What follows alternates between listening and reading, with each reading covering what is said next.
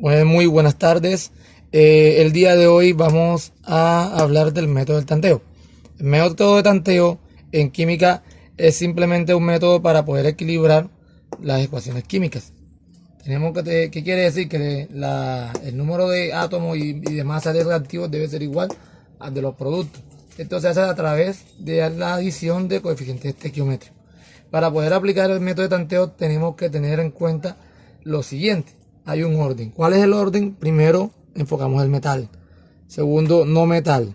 Tercero, el hidrógeno. Y por último viene a ser el oxígeno.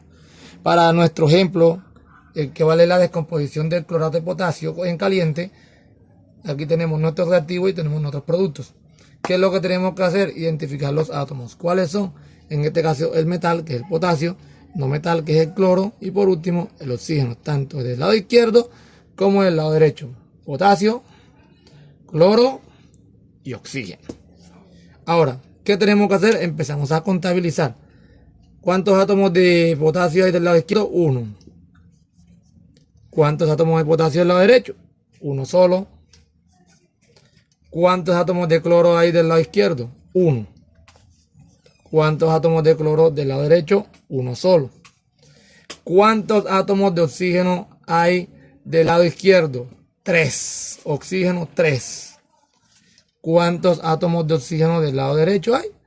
2. ¿Qué tenemos que hacer? Aquí nos damos cuenta que el oxígeno está desbalanceado. ¿Qué tenemos que hacer?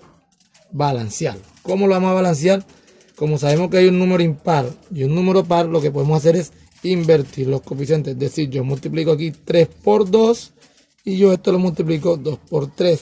De tal manera que este me va a dar 6 y 6. ¿Qué quiere decir? Que acá voy a agregar un 2 y aquí voy a agregar un 3, que son los números que yo acabo de agregar. Ahora, al ya agregar estos números, obligatoriamente se modifican los demás. Entonces debo modificar los demás. Entonces, del lado izquierdo ahora, ¿cuánto tengo de potasio? 2 átomos de potasio. Del lado derecho, 1. Entonces debo agregar acá un 2.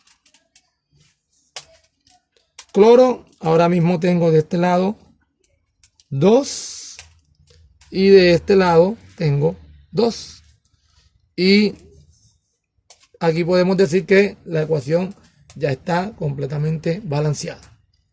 Muchas gracias.